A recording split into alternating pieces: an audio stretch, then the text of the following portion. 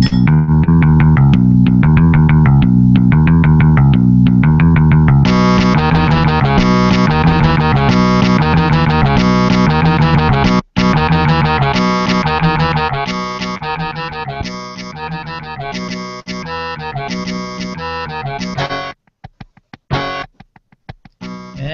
welcome everyone to another episode of Non-Pro's TV Party, Agents of S.H.I.E.L.D. Hangout. Woo! Yeah, getting the woos on. How you doing today, Matt? Oh, good.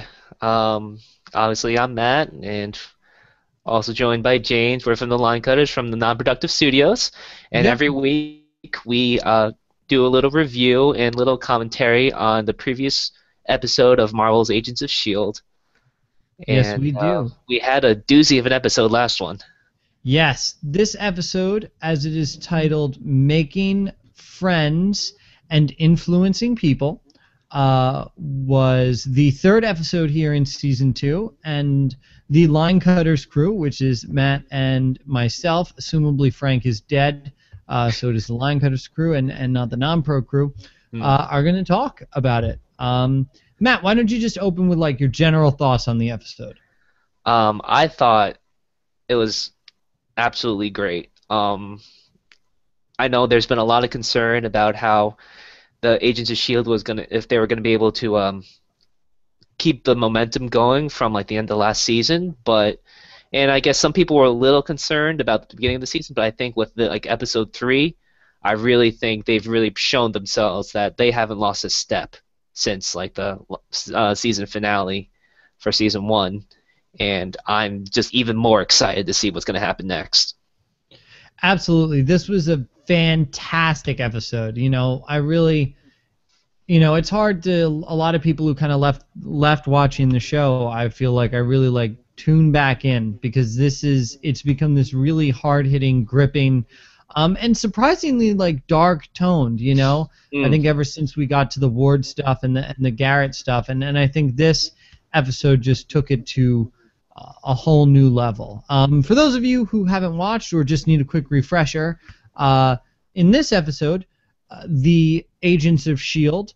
go after our Iceman. What was his name, Matt? Donnie Gill.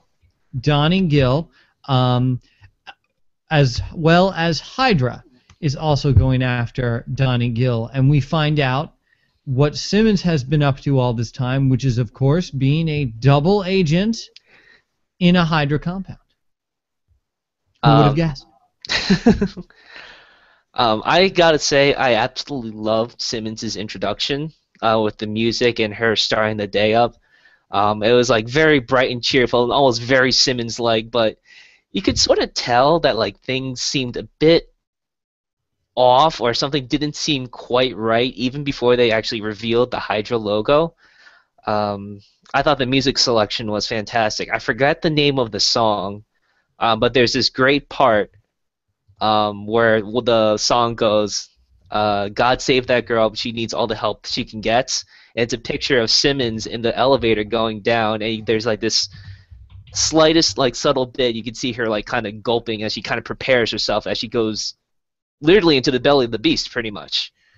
I think it was just a fantastically shot scene, and it was a great way to bring her back, her actual back, not Fitz's mind self. Yeah, it was really good. I remember when I was watching it, Katie and I were watching it, and I think I like a little bit of the duality too of it, because Katie was like, "What? She looks happy. How dare she be happy? Well, Fitz is suffering," and I think that a little bit intentional too. I mean, despite the fact that obviously she'd probably rather be with the team, and being undercover is hard. I think there might be a little bit of hard to deal with your friend being in that type of situation. As we've seen with the rest of the team, everyone who knows Fitz before just can't seem to interact with him now because they feel sorry and bad for him, and Simmons not having to be there to deal with that, I think for her is relieving, and I think that is also kind of summarized and shown in that opening. I will also say I kind of like how Coulson is, even though he's director, he's still kind of like the awkward dad of the group, where he yells at Simmons for not keeping up with the groceries and eating healthy. I thought that was a very cute scene when they showed the briefing. Oh, secret agent group, Dad. Oh, you. So um, now there was a yes. lot of other stuff that happened in this episode, and I want to talk. I want to comment briefly on our villains. We got to spend a little more extended time with our two current heads of Hydra, Hmm. and we kind of really got to look into the Hydra corporate culture, let's say. And I really kind of like what they had going on, particularly when it comes to the brainwashing scenes, as Hydra is currently looking for loyal S.H.I.E.L.D. agents to turn to, to the dark side. Right. So Yeah. I thought that was really interesting. I really like the performances that we're getting as far as the villains are concerned, and I like the way they're going with it. That the Hydra is still, the whole you cut off one head, you get more. I like the idea that it's going. They seem very organized still and very compatible as compared to Coulson and the gang, who seem like they're still struggling to kind of get their footing going. Yeah, Hydra is definitely a threat, and they're an actually good villain. That the enemy actually does seem dangerous. So when you root for the heroes, it's like really rooting for them. Is like, oh, you're not thinking, oh, they're gonna get through it each day because they're the good guys. They always win. But like, no, Hydra has their villain victories, and sometimes the Agents of Shields kind of uh, don't come up on totally on top. I guess I also do want to mention that speaking of the brainwashing scene, actually I read someone noticed that the whole entire kind of like the code word to like activate the programming was actually the whole entire keep calm, breathe, compliance will be rewarded. That was actually spoken to Creel in the previous episode when the one guy was meeting up with him at the park. So I think now we kind of confirm now that Creel wasn't a willing Hydra agent. Probably he was probably also one of those brainwashed by them. Really? I Yeah, see. I didn't even catch that. yeah they actually first introduced that whole entire like code phrase with Creel, but we learned this one that's actually like kind of like their way to get people to start like the kick into programming. That's excellent. It really shows kind of the forethought that the writers have been having, season by season going Mhm. forward. Now let's talk a little bit about our other part of the duo, our Fitz, who we've Oh just my been obviously goodness. loving this season. Um, excuse me.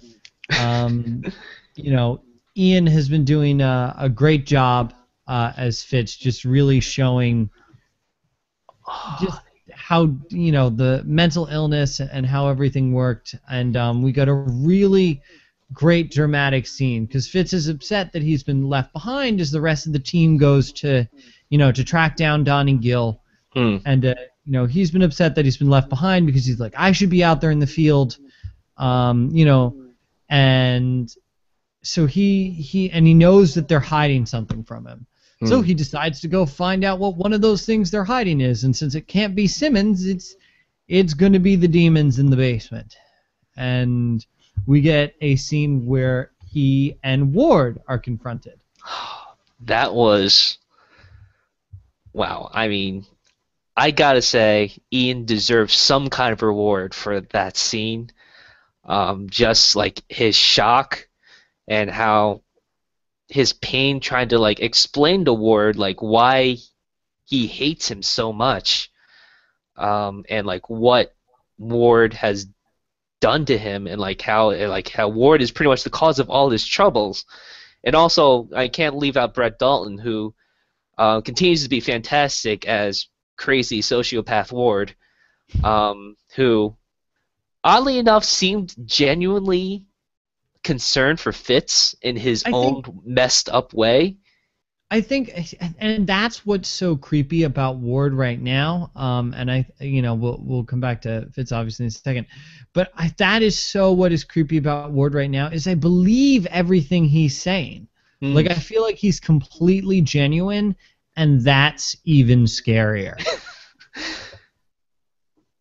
Like he said he won't tell any lies, but the truth is even worse apparently. Yeah. But yeah, Fitz goes in there and he needs to show Ward when he needs to show Ward just how it feels, and he starts draining the air Yeah, out that of the was cage. nuts. I was just like, I was floored. Like that's like really like extreme and really like really. I don't want to say cool because that makes me sound bad, but it was. How cool was that?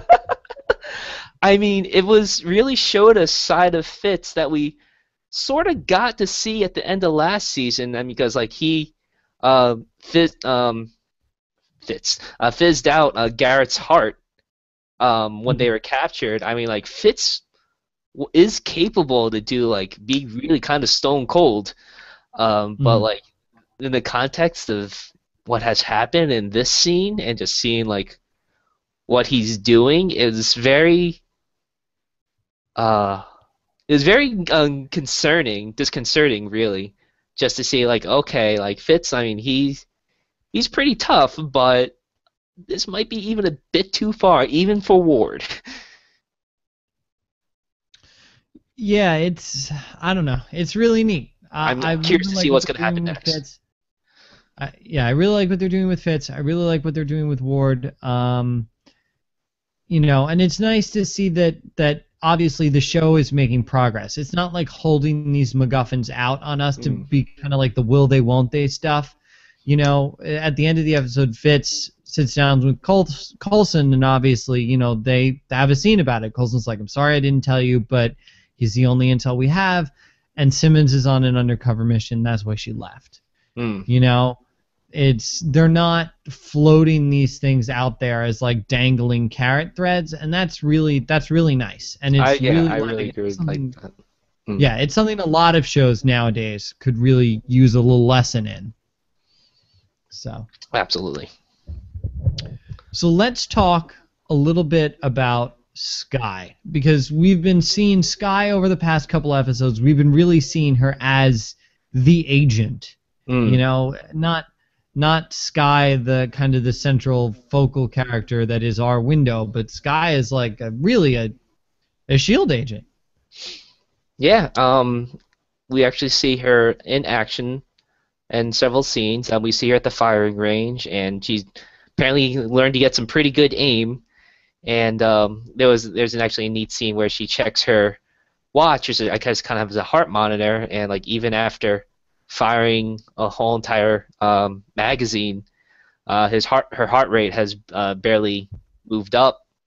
And then we got kind of like foreshadows a scene later when they confront Donnie Gill, and she actually plays the role of a sniper and shoots Donnie Gill to kind of save Simmons. And she realizes when she checks her watch, her heart rate didn't go up either. So she's becoming a lot more like an agent, kind of like for better or for worse. And I think one of the neat things they did with that heart monitor is just showing what really bothers her. Mm, And at the end of the episode, after she went back to Ward and he kind of confesses, I'm telling you the truth. I'm being so nice and saying all these things because, I want you to believe me when I tell you. And then there was the big reveal that he says that her father is alive. Um, and that, of course, that irks her. That yeah. then we get a shot of her heart monitor, which is off the scale. Skyrocketing, yeah. So, it's neat it's interesting to see how easily she's affected psychologically, but not so much, when it comes to the physical act of doing stuff, which is Mm, shows maybe a little lack in the training abilities of Shield right now, because obviously when you're training soldiers and military personnel like that, that's obviously something you need to focus on. Mm. and it looks like maybe Sky hasn't been getting that sort of training there. Yeah, obviously, like she just has May to teach her, and like, well, you can't really ask for a better teacher than May, but um, it still really shows that she's still kind of like an outsider, trying to learn the ways and fit in, and she's improving, but it's not like an instantaneous. Okay, I'm super awesome like May. It's a gradual. Um, you see like a gradual increase in her abilities, which I think is nice. But like it's also really nice to see that she isn't infallible. Like stuff like her reveal about her father, Mhm. still um, is kind of like I want to say a weakness, but it's something that does get under her skin, and it'll be interesting to see what the follow up to that's going to be. All right, so let's talk a minute about having the returning plot line and coming back to Donnie Gill. Hmm. I thought that was an interesting choice. Particularly to show kind of the brainwashing thing, and it definitely, has the contrast there between Fitz and Simmons. I think what was even more interesting is the ending, where we find out that Simmons is kind of being taken upstairs into the fold of the higher ups of Hydra, putting her close to the action, but still going to keep her away from our main cast of characters. Hmm. So I'm really excited with what they think they're going to do with that. Now, Hmm. Matt, do Yes. you have something you're looking forward to so far, based on kind of the track we're going? We've got a lot of plot lines hanging out there. We've got Reyna and Hmm. her organization. We've got Sky's father. We've got Hydra. We've got a couple of dangling plot threads. Which are you most interested in? Oh man. I mean, obviously, I want to see what's going on with all of them, but if I have to pick one, um, I am. I really want to know what the deal is with Sky and her father. Like, what is Sky? I mean, she's not. I mean, she is. I mean, is she human or is she something else? I mean, what's with her father and the bloody hands? Is that some kind of like part of what kind of species they are? Obviously, Reyna has something that has some kind of attachment to like connection as well. So what does Reyna have to do with Sky and her father? Are they related? So that whole entire plot line, I'm curious to see because I feel like of all like the dangling things, I think that's been going on the longest since they really started hinting that in the first season, and we really haven't gotten one of the few things we haven't gotten a solid answer to. So I'm not sure if they're going to really answer it all the way, and like this season even. I mean, maybe by the end of the season, but I'm curious to see what answers we're going to get. Mm. How about I you? beyond I think the main Coulson alien blood writing on the wall plot line. I'm probably gonna have to say I'm really interested in the Hydra. I like that they're keeping the party split up a bit, and that we're gonna be able to do some different sort of storytelling with Simmons being kind of in and with Hydra. And while I think it's only probably gonna last till about mid-season, I think it's gonna be interesting and allow the show to open up a Hmm. bit more. So I'm really excited about that. So I think that's all I have really interesting to talk about for Shield this week. Matt, is there anything else you wanted to touch on? We've covered pretty much everything that I wanted to. I mean, it was a fantastic episode. If you've been kind of worried about the show now, trust us when we say it's definitely worth checking out. It's been firing on all cylinders since like the end of last season, since and the beginning of this season, and I don't think it's going to stop anytime soon. I mean, definitely check out the show. Give it another shot. Yeah, and Even if this you give is it up, it's definitely worth looking into again. and I'm gonna say this is it. If there's like an episode that like people when they want to get people into Doctor Who, they show them Blink. When they want to get people into this, they show them that. I think this is the episode. if you're wary about coming back, pick this episode up. You might have a little trouble figuring out what's going on, but you'll be so enthralled with wanting to know how they got there, or to know the answers to the questions coming up, that you'll catch up like that. You're going to be really excited about it. Yeah.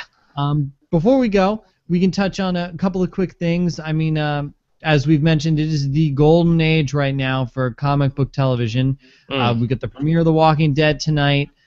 Arrow and The Flash premiered last week. We've got Constantine premiering in a couple of weeks.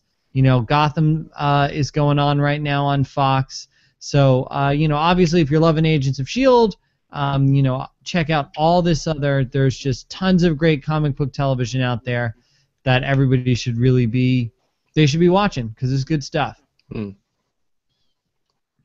All right. Well, ladies and gentlemen, thank you for joining us for another Non-Pro TV Party Hangout. Thank you. The Agents of Non-Pro will be back, same time, same place, next week at 9 p.m. And I hope you enjoy your day.